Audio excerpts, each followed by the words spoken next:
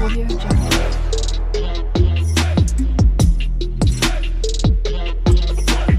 Hello दोस्तों, आज इस वीडियो में हम बात करेंगे कि अगर कोई व्यक्ति अपने बूढ़े माता पिता की जो बिल्कुल लाचार हैं, यानी कि चलने फिरने में असमर्थ हैं, शारीरिक तौर पे बिल्कुल कमज़ोर हैं, वीक हैं, जो खुद खड़े होकर चल फिर नहीं सकते, पानी तक नहीं पी सकते क्योंकि वो शारीरिक तौर पे कमज़ोर हैं। ऐसे में अगर कोई व्यक्ति जो उनका बेटा है और उसकी क्या है जिम्मेवारी बनती है अपने माता पिता की देखरेख करने की, और वह अपनी रेस्पॉन्सिबिलिटी का निर्वहन सही तरीके से नहीं करता, यानी कि अपनी जो जिम्मेवारी है उसे नहीं निभाता, अपने माता पिता की सेवा नहीं करता, तो ऐसे व्यक्ति के खिलाफ किस सेक्शन के तहत कानूनी कार्रवाई की जाएगी और ऐसे व्यक्ति को कानून के अनुसार कितने साल तक की जेल और जुर्माने का प्रावधान किया गया है।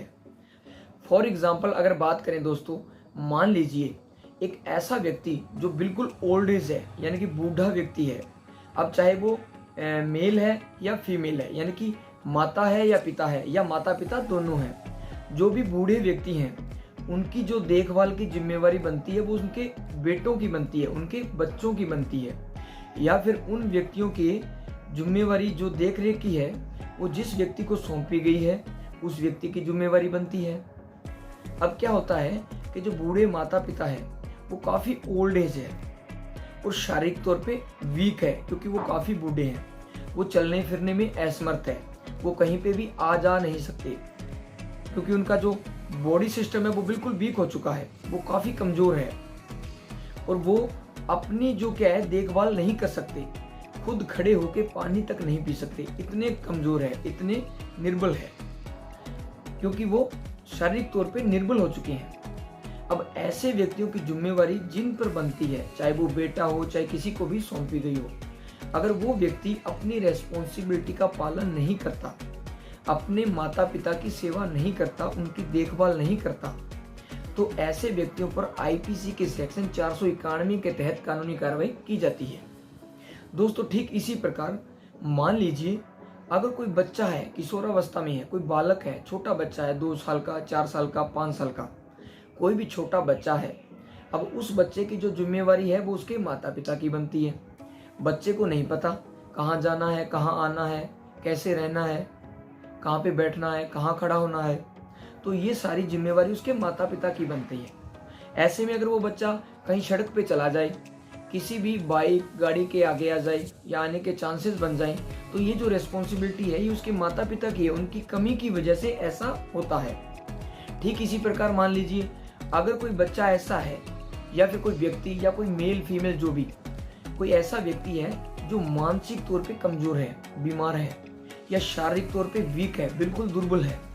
ऐसे व्यक्तियों की जिम्मेवारी जिस व्यक्ति को सौंपी गई है वह व्यक्ति अगर अपनी रिस्पॉन्सिबिलिटी का पालन सही से नहीं करता, उनकी देखभाल सही से नहीं करता, तो ऐसे व्यक्तियों पर भी इस सेक्शन के तहत कानूनी कार्रवाई की जाती है। दोस्तों आईपीसी का सेक्शन 491 यह कहता है कि जिस व्यक्ति पर किसी बालक की या फिर मानसिक तौर पे बीमार व्यक्ति की, शारीरिक तौर पे कमजोर व्यक्ति की, बूढ़े माता पिता की, जिस व्यक्ति को जिम्मेवारी सौंपी गई है,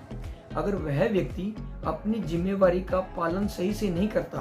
तो ऐसे व्यक्तियों पर जो कानूनी कार्रवाई है वो आईपीसी के सेक्शन 491 यानी कि धारा 491 के तहत की जाती है। दोस्तों इस सेक्शन के तहत दोषी पाए जाने वाले व्यक्ति को 3 महीने तक की जेल और जुर्माने से दंडित किया जाता है,